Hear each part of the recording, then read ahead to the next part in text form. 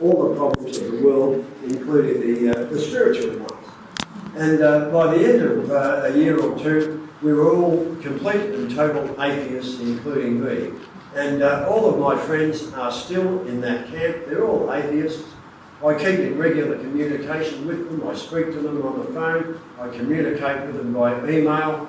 Whenever I go to Melbourne, which is where I grew up, I generally try and have lunch with them, and I take them a little show bag of Creation Ministries stuff. But whether they read it or not, I really don't know. But I spoke to a couple of them on my birthday a few weeks back, and one of them said, "I haven't read that stuff you gave me last November, but I promise you I will." I just keep praying for them. I believe that it will happen one time, that they will read the stuff and they will turn. But look, I can't blame anything but my own rebellion for becoming an atheist. And what I learned at university certainly contributed, because the evolutionary tree of life, this first cell that we all started off from and then ended up with us, that was taught as a fact in biology. Every living thing came supposedly from that first cell.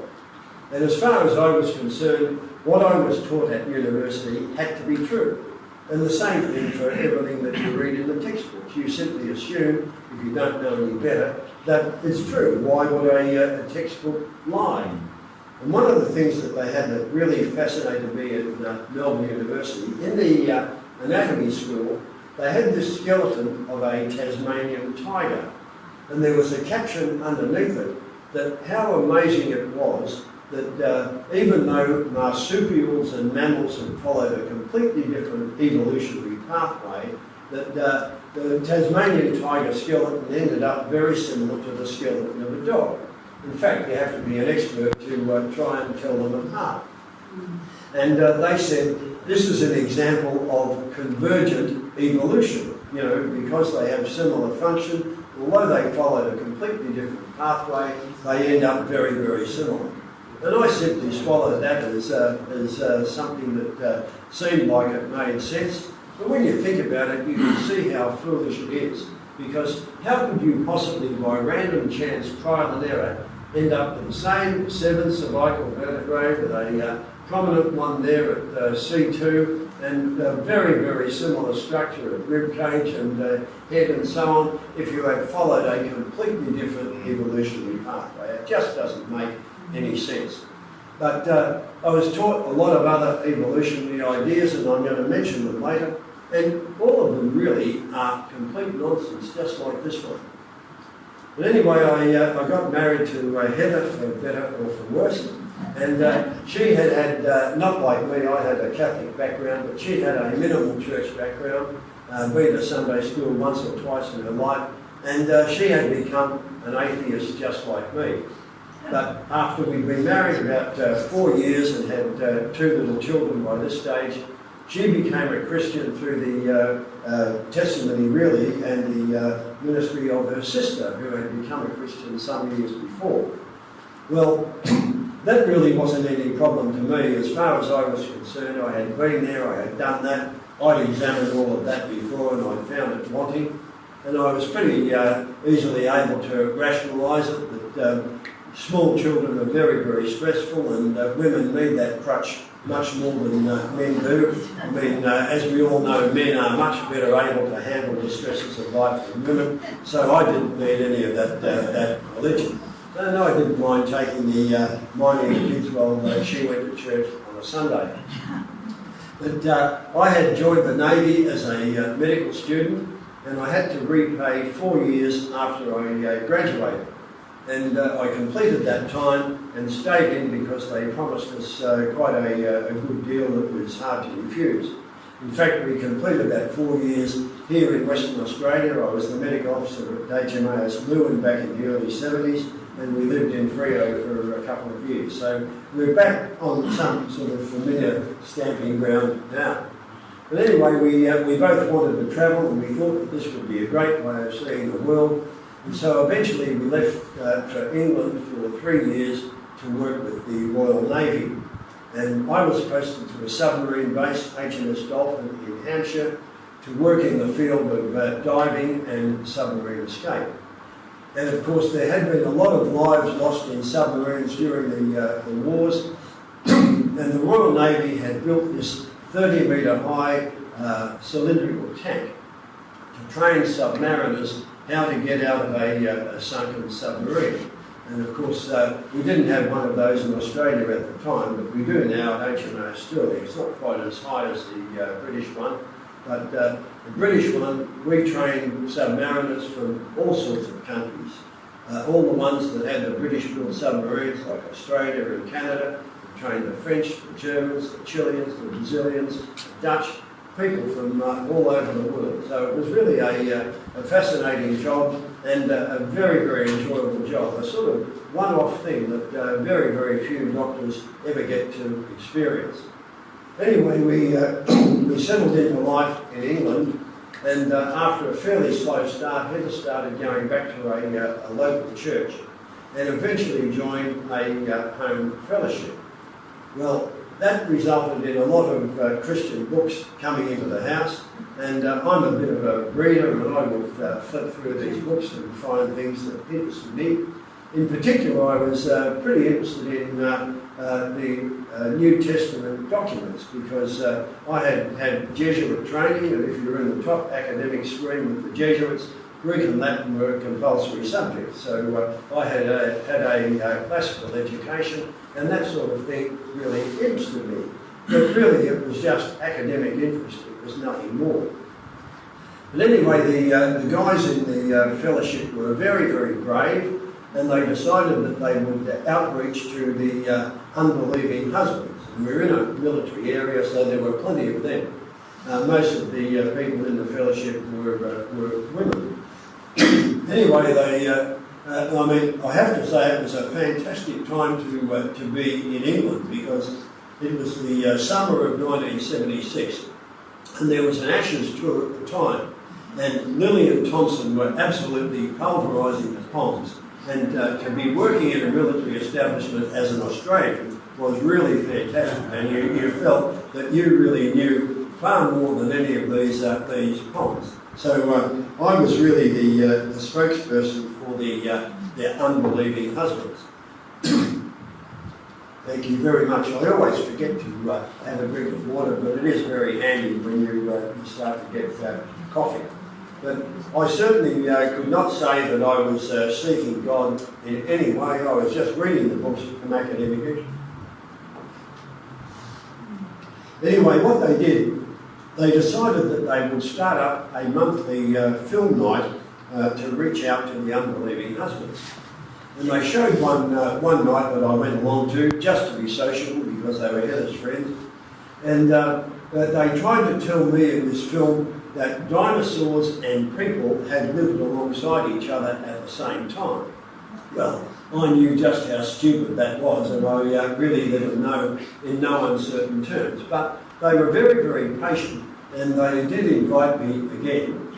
And about 6 weeks before we were due to come back to Australia, they had another film night, and this time they showed a film on the resurrection.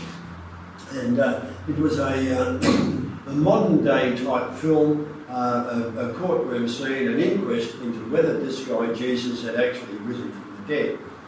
Well, I had thought about crucifixion from a medical perspective quite a bit, because I had tried to work out how would a guy who's strung up on a cross like that, how would he actually die? Because it's not immediately apparent that it's a strangulation type death. Anyway, I was quite convinced that anybody who'd been executed by the Romans in that way would definitely have been dead. So I was certain that he had died. But in the discussion that followed over this movie, I found myself taking the Christian party line. You know, that maybe it really did happen. And I quite surprised myself, and I got home, and Heather said to me that night, well, how was it? So I told her. And she said, oh, you must be a believer, you're a Christian. I said, no way, not me. I said, I don't believe the way you do, but I actually made a prophetic statement. I said, if you were to die tonight, I would keep reading your books, because maybe one day it will come to me, because I didn't know anything better, having been a Catholic. Anyway, I got up the next morning and I can only tell you how it happened and what happened as I remember it. And I was in the shower getting ready to go to work. And I was musing to myself something like, words like, I wonder if it's true. When I got to those two words, it's true, it's as if they absolutely went off like a thunderclap in my head, you know. It was my voice, but it was unmistakably the voice of God, and I was transformed in a split second from being a non-believer to a believer. You know, it was something that was, I mean, I had never heard of people being converted before. It was completely foreign to me, but I realised that it had happened to me something like the Apostle Paul on the Damascus Road. You know, arrested by the Spirit of God when you're not expecting it, you're not even looking for it, you deserve nothing. I hadn't generated it in any way, shape or form. It just happened out of the blue. Anyway, I then sort of started to read the Bible. I had read it a little bit, a few passages beforehand, but really only to inform myself of things so that I had an answer for these idiotic Christians who were trying to tell me that it was true. But anyway, I started reading from page 1, as you do, and it didn't take long before I ran into a problem, because it was pretty obvious to me as a former atheist that what the Bible was talking about was a creation and a young earth, an earth that was only a matter of thousands of years old. And of course, the problem was I had learned about Darwin and evolution, and there was that obvious conflict with both evolution and the millions and billions of years. And I tried to reconcile that, and I asked people in the fellowship, but none of them could give me a satisfactory answer. They all gave me the sort of things that I now know as gap theories, or maybe it doesn't matter, or maybe God put a spirit into a couple of anthropoid apes, or something like that, you know. And I could see that that was absolutely impossible if the Bible was true. And finally, somebody said, there's a book that you ought to read, and lent it to me. And it was a book called The Genesis Flood, which was written back in 1961.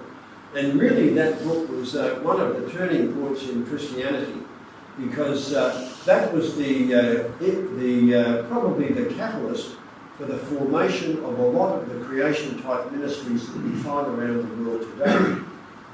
Because what it did, it got Christians who were scientists having a critical look at what the secular world was saying, and they were able to see that it was shot full of holes. And I've met many people in creationist circles to whom that book was the turning point in their life as well. And it certainly made a huge difference to me, and that was what began my journey from being an evolutionist into a creationist. And as I read that and other books, I realised that I had been completely misled. And I was also amazed at how gullible I'd been, because I really didn't have any idea about the background of evolutionary belief. I had simply swallowed it completely uncritically. I didn't know anything about where Darwin had got his ideas from or his background. Darwin was born into a very wealthy family, and his father sent him off to Edinburgh, I think, to study medicine, and he didn't do any good at that. And so then the next most respectable profession was theology. So he started that, and he didn't do any good at that. And when he was 22, he got the opportunity to jump on a ship and go around the world. And the captain of the ship gave him a present of a book that had recently been published on geology, probably one of the earliest geology books that was ever written. And that was undermining the ages that were evident from the Bible, and suggesting that there were hundreds of thousands, even millions of years. So armed with that information, Darwin went off around the world and made his own observations and started to collate them when he got back into England, and eventually he wrote the book that we have all heard about on the origin of species. And that book created a sensation. The first edition sold out the day it hit the shops, and they had to print another one very, very rapidly. And it was a bit difficult for him initially to convince the British scientific establishment, but there was a debate at Oxford between Thomas Huxley and Bishop Wilberforce, and as a result of that, the British scientific world started to believe Darwin. And of course, he had a great influence overseas as well. And it was the overseas influence, and particularly that influence on scientific textbooks, that really got evolutionary belief off the ground. Because there was a guy in America called Othniel Marsh, who was a prolific fossil hunter, and most of his fossil finds have ended up in a museum at Yale University. And this guy was largely responsible for producing and displaying something like this, which purported to show how the horse had evolved. And all he did was assemble a whole series of skeletons in ascending order of size and say, this is how the horse evolved. And of course, we now know that some of these little ones aren't even horses at all, and no paleontologist would ever defend that as being the truth, even though they might believe that the horse did evolve. But that got into all the biological science textbooks, and it was there for well over 100 years. And the impact of that thing really must have been fantastic throughout the world. I know when I was first challenged about a belief in evolution, my answer was, what about the evolution of the horse? It's a proven fact. I didn't know anything about it, but that was what I had absorbed throughout my studies. But it was just one man's opinion. But if you see this sort of thing in a textbook drawn by a professional artist, you wouldn't know that that's just an opinion. You wouldn't know that that's not the truth, because you tend to believe what you read in textbooks.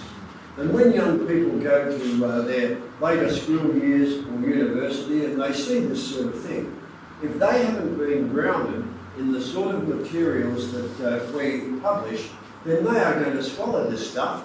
And what we find is that many of them turn away from the faith in their later school years or their university years.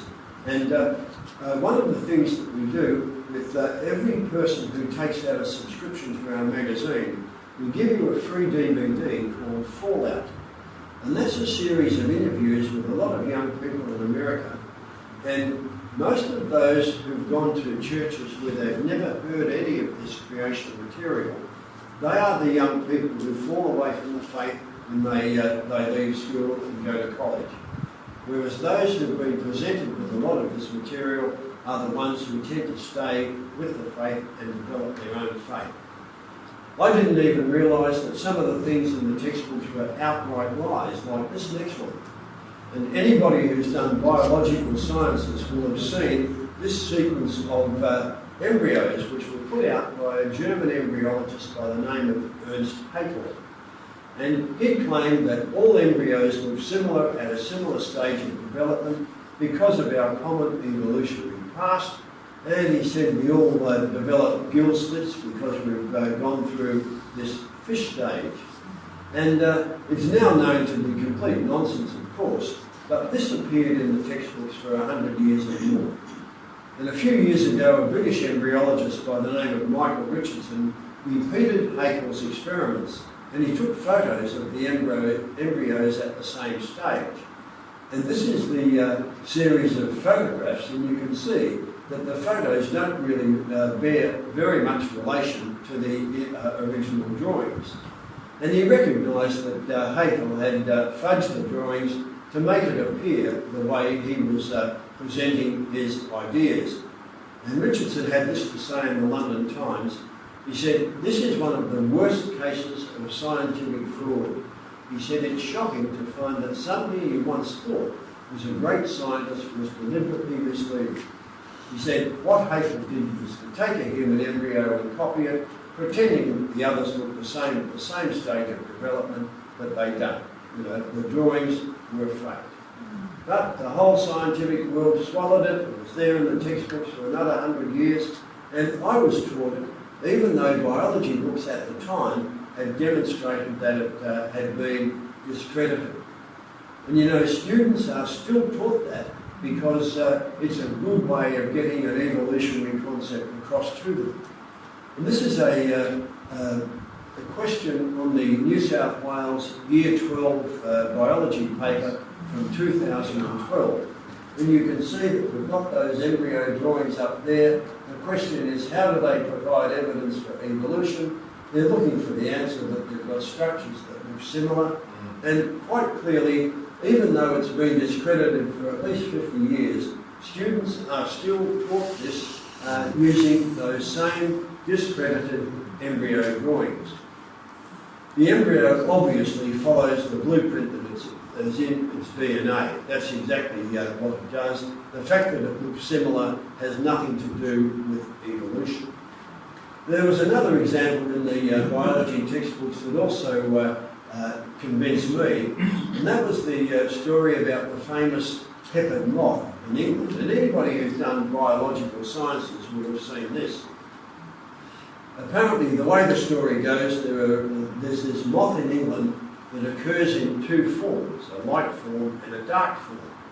And the way the story went in the biology textbooks, when the moths rest on tree trunks, which have been blackened by soot coming out of the chimneys, the birds are able to see the light-coloured forms more easily than the dark ones. And so they come down and pick off the light ones, so there's a change from light form to dark form. And this is presented as a perfect example of evolution in action, even though it would actually have only been natural selection if true. But then, like a number of scientific experiments, when people try to replicate those experiments, they are unable to do so. And there was an attempt made a few years ago to replicate this experiment. And what the researchers found was that they could not find any evidence of moths resting on tree trunks during the day. And when you think about it, that makes sense, because moths are flying around at night and birds are predatory during the day. So how come they got this film of birds picking off light-coloured moths and these photos that they had of the tree trunks? Well, eventually the guy fessed up and he said that actually the moths were dead moths glued onto appropriately coloured pieces of tree bark and then photographed. And the film that went to support it were laboratory-bred moths taken out into the forest, shoveled onto tree trunks, and the birds came down and had a picnic. So all the evidence was fabricated. And yet there were these three things that had been in the biological science textbooks, and they really had no evidential truthfulness behind them. And it still goes on today. You know, we were all taught about these vestigial organs, and the appendix was one of them. Organs that we have as a leftover from our evolutionary past that we no longer need. And there used to be 100 or more of these, but they've been progressively dropped off the list. And nobody now talks about vestigial organs, because just because you don't know what something's function is, doesn't mean it doesn't have one, does it? You know? So there are no vestigial organs talked about these days. The same thing happened with DNA. We were said to have all of this junk DNA that was left over from our evolutionary past. Now nobody talks about junk DNA because it's recognised that all DNA has a function, even if we don't happen to know what it is at the time.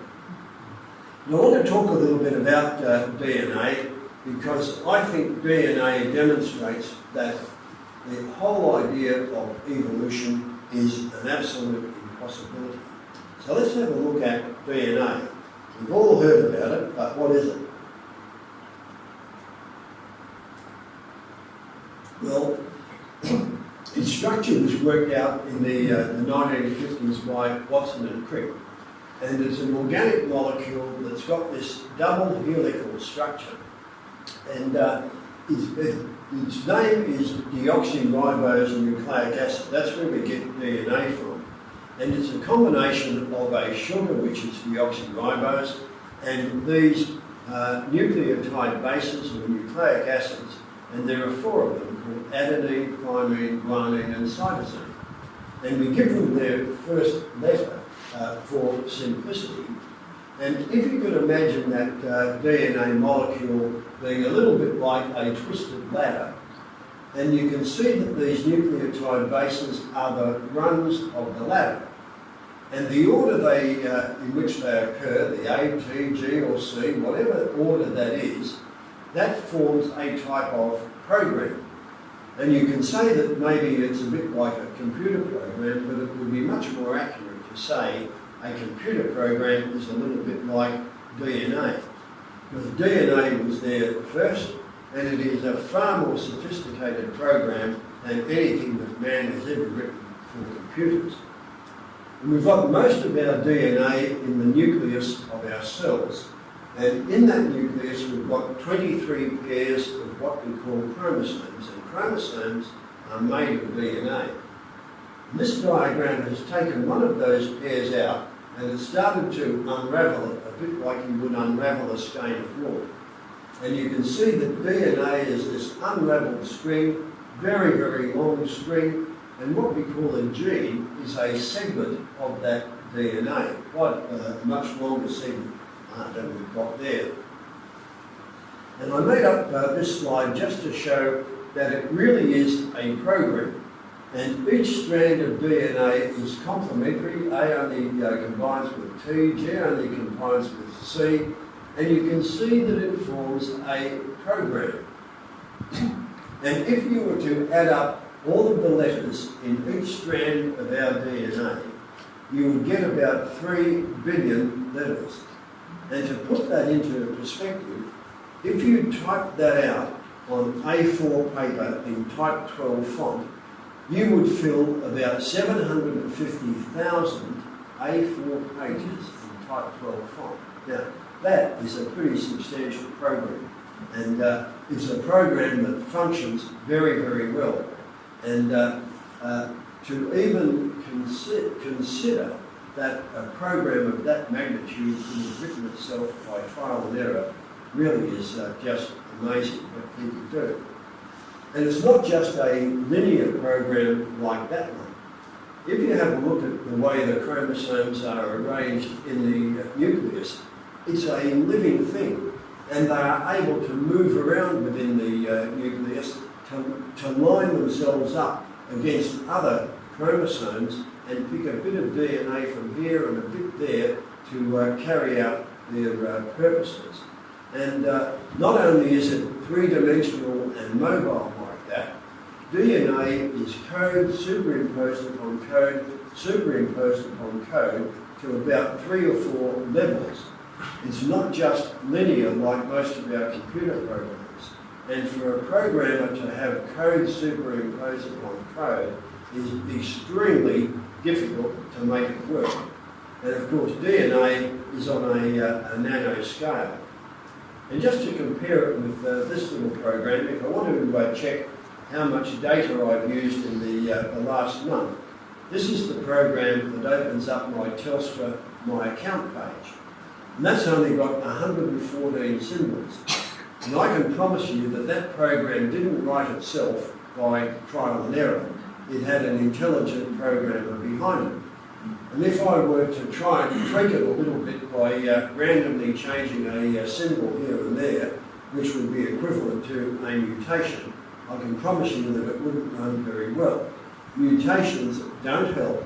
They go backwards. They almost invariably make things worse. So it is quite impossible for mutations to be one of the engines of evolution. You really would have to be living in fantasy land to think that the DNA program could have written itself.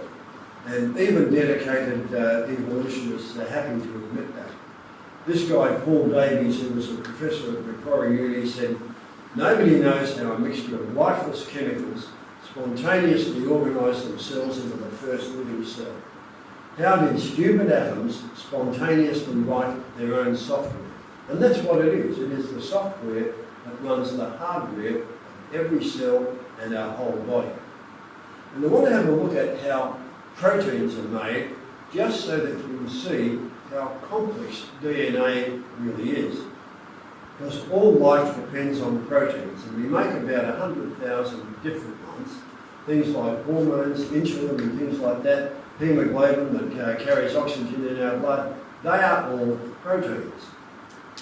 And if you have a look at the sequence of DNA that codes for proteins, in those protein coding genes, it might look like a long string of letters like that. But they're actually broken up into 3-letter words that we call codons. And each of those codons is the symbol for a particular amino acid. And amino acids are the building blocks of proteins. For example, GCA is the symbol for alanine and AGA for arginine and so on. So for every protein, you've got a long sentence of these 3-letter words, and they all have to be in the right order. They have to be organised into that specific order, a bit like a long goods train with a whole lot of different carriages. And that order has to be very precise, and mistakes can cause serious problems. And if we get one amino acid substituted by another, then we're going to get a defective protein. It might work partially, but it doesn't work quite as well. For example, with insulin, which has only got about 80 amino acids, we used to use pig insulin, which only differs from human by 1 amino acid. But human insulin works much better because it's got the correct sequence and it hasn't got that one little bit of difference. And sometimes the defects that we find can be catastrophic. And if you think about a condition like cystic fibrosis, for example, that's a defective protein, and it's a protein with about 1,400 amino acids. And in most cases of cystic fibrosis, just one of those amino acids is missing, and that causes a catastrophic disease.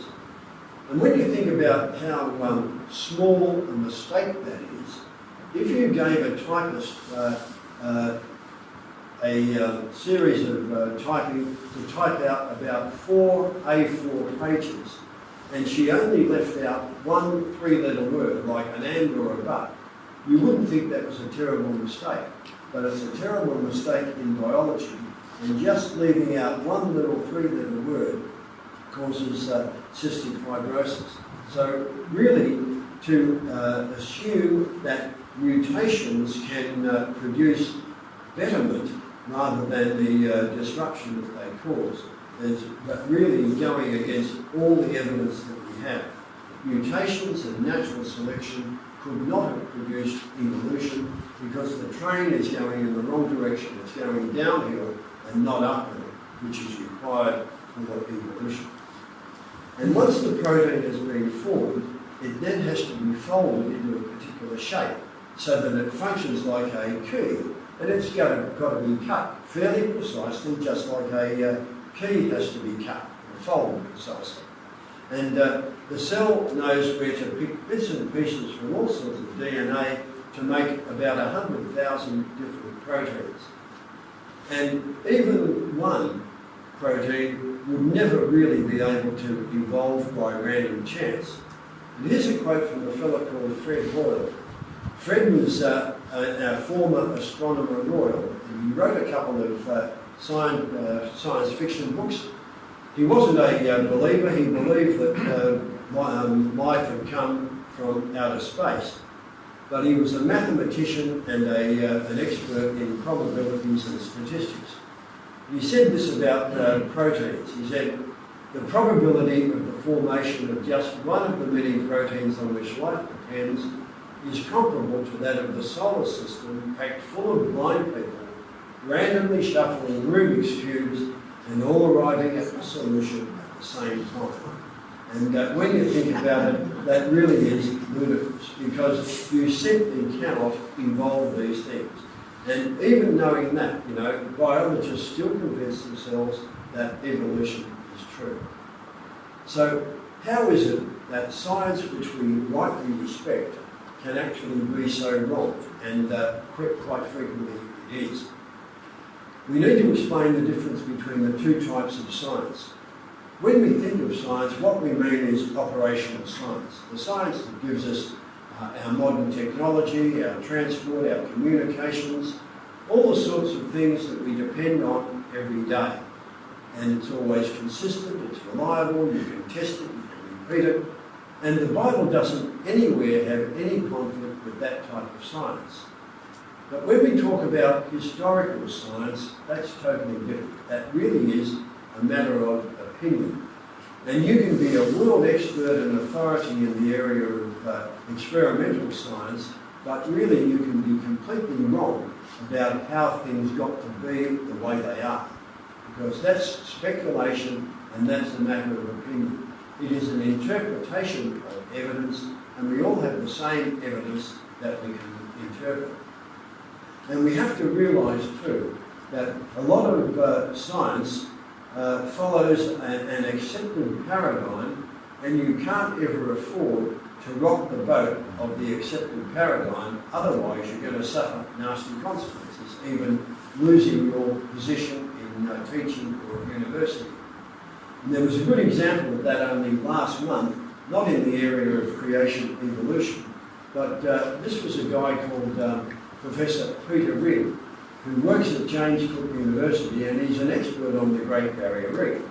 And he's published about 100 or more scientific papers on the reef. And he disputed the claims that the Great Barrier Reef is dying, that there's been climate change causing damage by cyclones, and the farmers are using too much fertiliser on their crops, and they're dredging out in the waters of the barrier reef, so the barrier reef supposedly is dying. Well, when he disputed the politically correct view, all hell broke loose and the university gagged him. He's fighting them in court for his academic freedom. And he says he would rather be sacked than compromise his academic integrity. And he made the point that science is not really the seeker after truth that people think it is. And if the research rocks the establishment boat, then things are not going to go very well for that researcher. And he said this, he said, the conflicting realities of the Great Barrier Reef point to a deeper problem. In science, consensus is not the same thing as truth, but consensus has come to play a controlling role in many areas of modern science.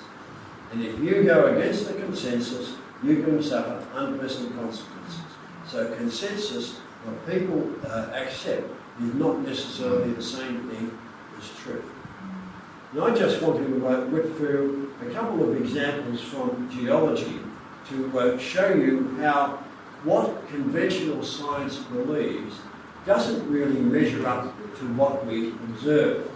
And I'm going to take as an example, that's a photo of Grand Canyon up there, and you can see all of these sedimentary rock layers in the side with a river down the bottom. And conventional belief is that the layers were formed one after another over millions of years, and then later on over more millions of years, the river eroded the canyon. But when you actually have a close look, you can see that that doesn't really accord with what we observe. Because when we have a look at those layers, you see that they are razor-sharp layers, and they can sometimes extend not just for hundreds of kilometres, sometimes they can be traced all the way across continents. And conventional science thinks that sometimes with some of those layers there might be millions of years gap between one layer and the next one.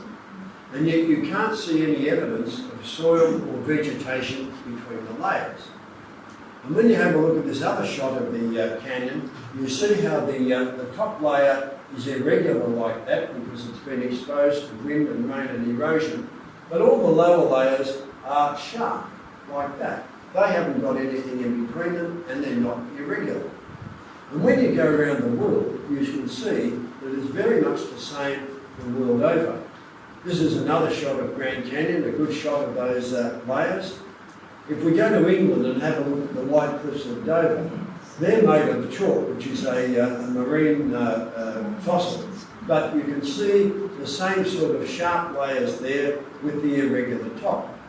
If you go down to South America, this is in the Andes Mountains, you can see the same sort of layers. Here we've got the Italian coastline and the Adriatic. You see that the houses are built on that irregular top layer, but all the lower layers are razor sharp, like that. I took this photo down in the Antarctic. This is a place called Bailey's Head. You can see the layers there as well. This is down on the Great Ocean Road on the Victorian coastline. You can see the same sort of appearance. Here's the Blue Mountains in Sydney with the Three Sisters. Same sort of appearance there.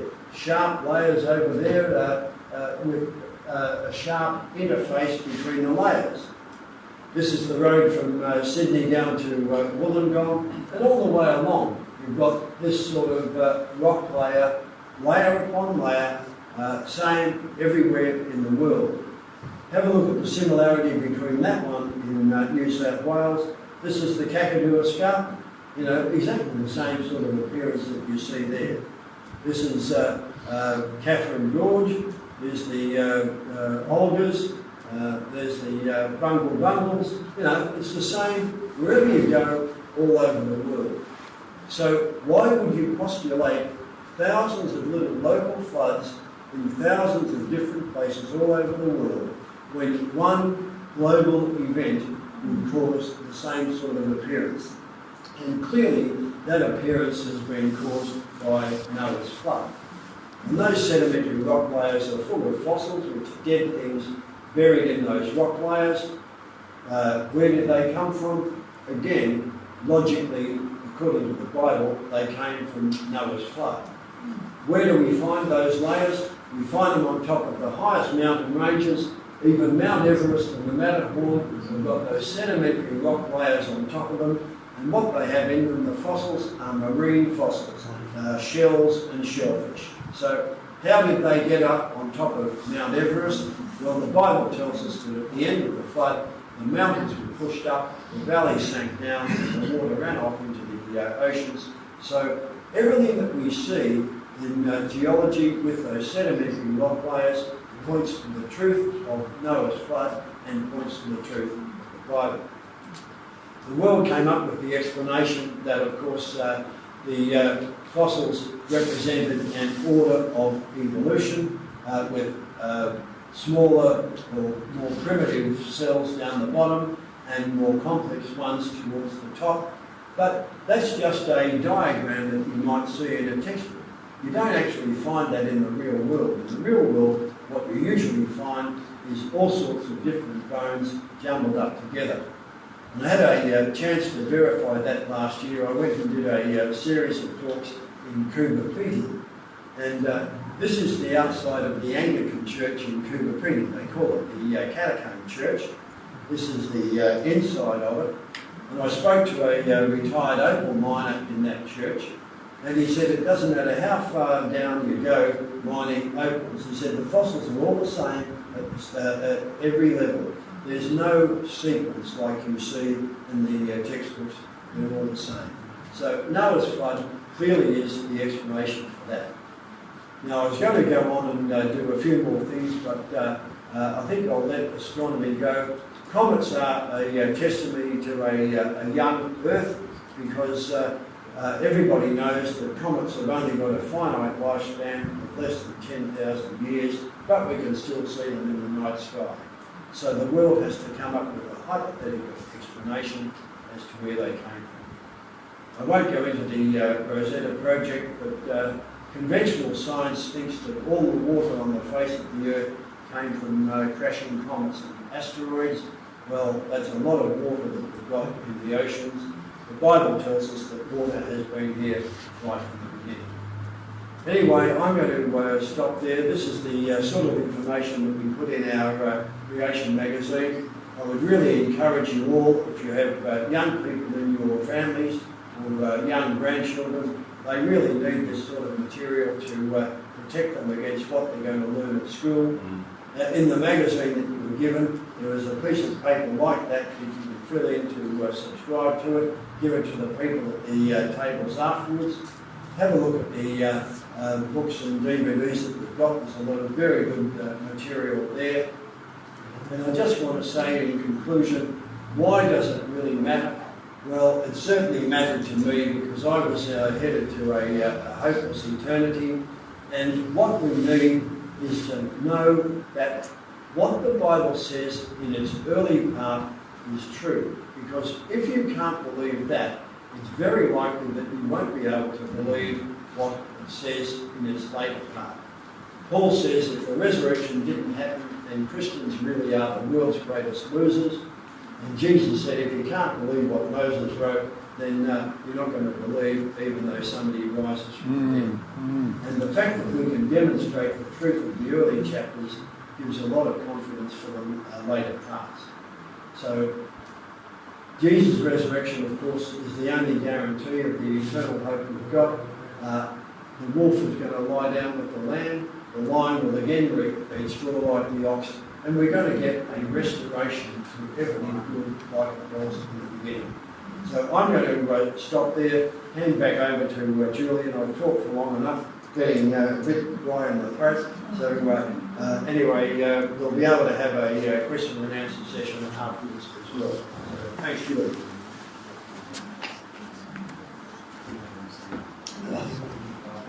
Thanks very much. Thanks very much, John, for that. Yeah, I think we would like to ask a few questions, probably, if that's okay with you. We're going to have our free will offering now, so I'll leave that to Tony if you want to just look after that. And we must mention all the resources and books that are out there in the hall. There's a whole range of them, so make sure you have a look. There's DVDs and books, magazines, articles and so on. So make sure you have a look at those before you go as well this evening. And don't forget to just stay and have some fellowship. But first of all, John, that book, The Genesis Flood, was 1961. Is that still available? I think it might be out of print, but in any case, there's much more material available now. It was a wonderful book for its time, but that really has been superseded by all later information. So probably you'd have to say that there was very little of this type of information before 1961. And so that was really a turning point. But there's plenty of better stuff now. So I wouldn't really go looking for that. But anybody got any questions on the things that I talked about, or anything else? You know, there's all sorts of other issues that we haven't covered. We could be here all night and not cover all of the sort of material that we've got.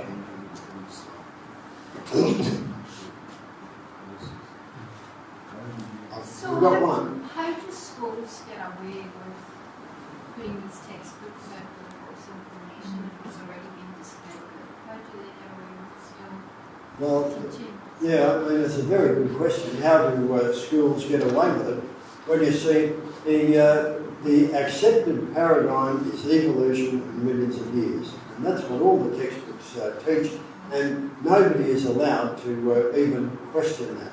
So schools just follow the curriculum. I mean, even Christian schools have to do the same, you know, because children have to be examined on that because that's what they've got to study for biology. A lot of Christian schools don't even give them the alternative, which is even more tragic. You know, you can't expect them to get an alternative in the secular schools, but a lot of the Christian schools won't even let us come and talk to them. That's a shame. It is. It's a terrible shame. Just a casual observation. I mean, if you answer the question where you come from, what is the purpose on earth and where do you go? You have quite a few faith-based systems for where it can come from. And if you do away with them, there's only one thing left, which is the science of evolution. And if somebody doesn't have any faith, you will always cling to the view by saying, well, we just need more time. I'm a trained mathematics teacher, and I can prove mathematically that the probability of evolution is 0 and lower. Because it just cannot statistically happen full stop. And then when you bring into the science of it, you still have U12 students who will say, no, I can't believe in it, because they reject God, therefore there's nothing else for them to do. I mean, that's very true, and really they are both faith positions. They are. Because it's a faith position to believe in creation, it's a faith position to believe evolution. And circumstantially, you can use the case for Christ from Roman historians, etc., are far more than faith evolution, the church believing in evolution, to have influence in your faith, and the church believes in I would think so too. John, I want to comment on Darwin. Did he change his position? Did he? You hear different things. Yeah, I don't think there's any evidence that he really did. You know, people have said things like maybe Darwin repented on his deathbed, but I don't think there's any evidence of that. I think he got further and further away from any belief. Darwin did say one thing towards the end of his life, in the sense that if in future years, because you can show that what I believe is wrong, then I will be wrong, something to that effect. He actually, what he said was that the truth or success of his theory really depended on demonstrating that in the fossil record there were things, evidence of things, one thing changing into another. But there isn't any. So how do they do the carbon dating? Is that on your website? Topic on that website. Yes, if you have a look. The age of things. Yeah, there's a book on the table called the Answers Book, which is a compilation of answers to most of the more commonly asked questions. And there's a chapter in that on carbon dating. There's plenty of material on it on the website as well. But really, the reason why we know that it is not accurate, not that the science behind it is not brilliant, it is. The concept was great, because if after an animal dies, the radioactive carbon starts to decay at a known rate, in theory you can use it as a type of crop. The problem is you can only measure the ratio of carbon 14 to carbon 12 today, and you have to assume that it's been that same ratio the further back you go. And you can't make that assumption. In fact, you know that it's not true. It would not have been as much back in the past, because the Earth's magnetic field has been measurably declining over the last 200 years. So that means less would have been formed. So all of those radioactive dating methods depend on assumptions which not only can't you prove, you can usually demonstrate that they are incorrect. And if you put the wrong information into the computer, it doesn't really matter what answer comes out, it won't be right.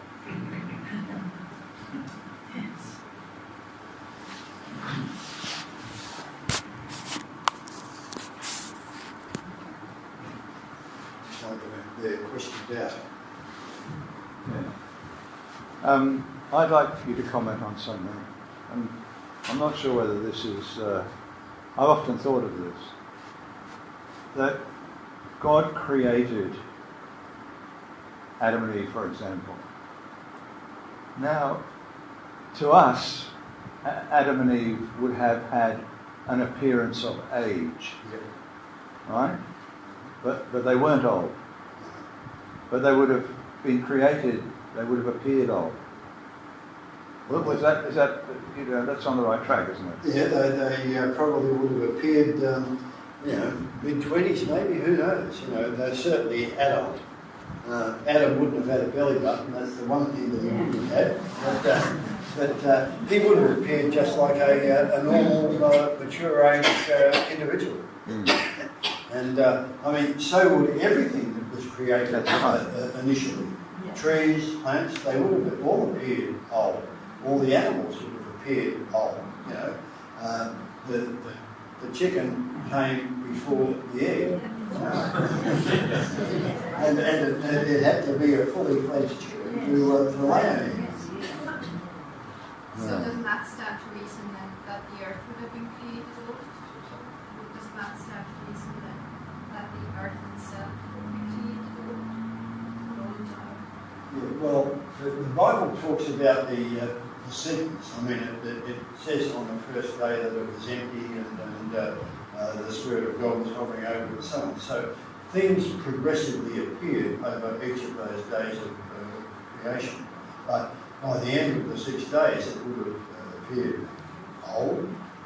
Wouldn't have looked like it does now, because the present world was reformed in Noah's flood. So it's different now from what it was then, but it would have appeared mature again.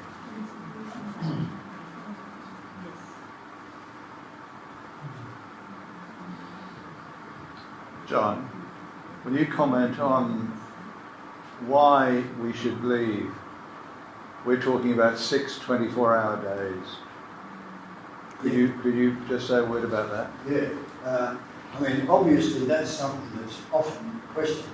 Could those days have meant a long period of time or something like that?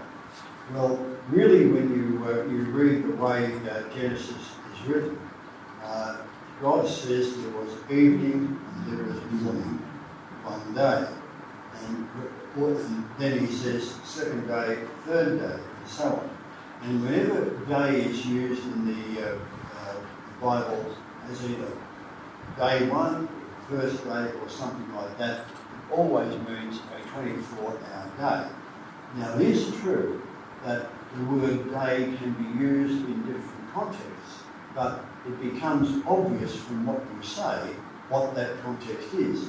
And one of the examples that we use is I can say something like, in my grandfather's day, it took 10 days to cross the Nullarbor during the day.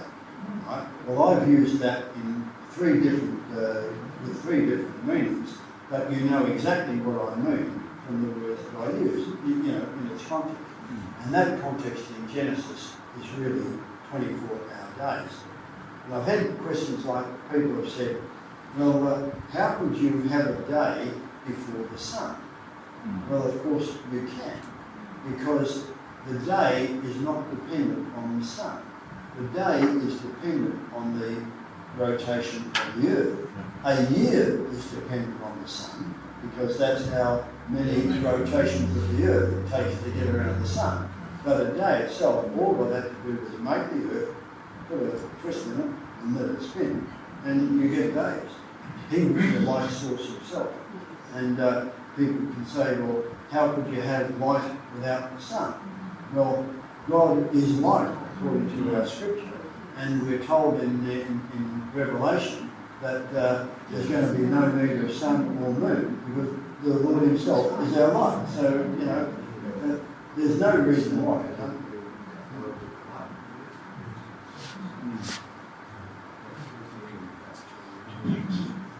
So how did all the plants survive, like after the flood, like the water was around for a year before the flood was fine? So all the seeds and that were buried, like most seeds can't survive for a year underwater. So where do all those plants survive? Good question. If most seeds can't survive underwater, how did vegetation regenerate after the flood? Very, very good question. I think, first of all, we have to say that there was probably a tremendous amount of vegetation before the flood, and that's been buried in the form of that. That's what we find in coal. But one of the things that was evident when the Mount St. Helens eruption took place in America back in 1980, the mountain blew out all the trees down on the mountain and blew them into a lake. And a lot of them sank to the bottom, but they formed floating vegetative mats. And it's very probable that those floating vegetative mats were everywhere at the end of the flood, and very likely that's how animals dispersed across the globe, by floating on them. So I think what we have to say is, well, we don't know exactly the how, but there are reasons why seeds and other things could have germinated all over the earth after the flood. Watching the replay is going to be fantastic. I'm really looking forward to that. The creation replay and the flood replay.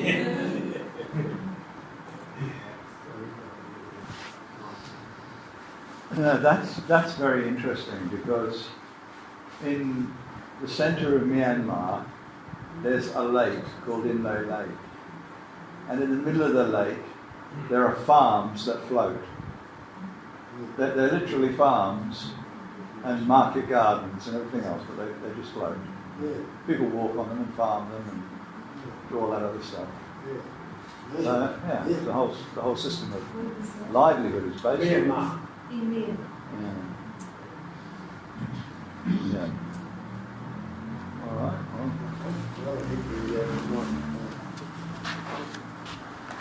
All right. Well, thank you very much. Thank you very much, Dr. Joanna. So should we give him a round of applause?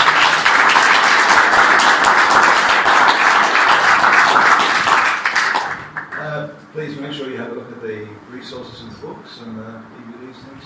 Stay and join us for some refreshments and fellowship. I'm going to invite Tony, who's an elder in our congregation and a prison chaplain. He's going to come and close the meeting with a word of prayer and ask a blessing upon John and the rest of his meetings and so on. So thanks, Tony.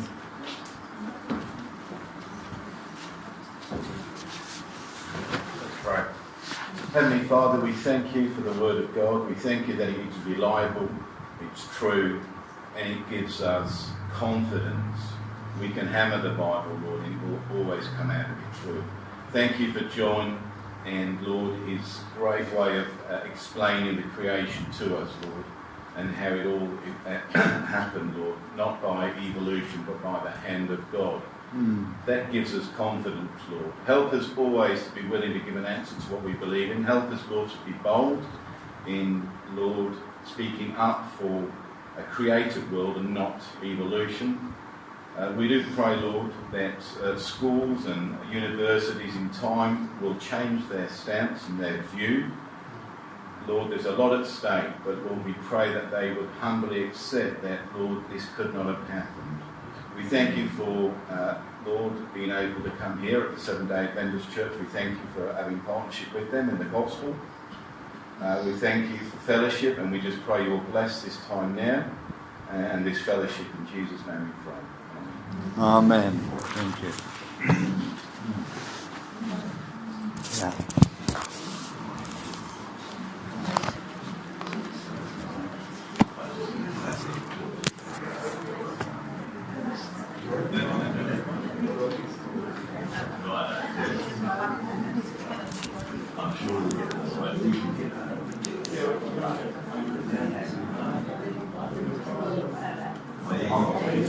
You got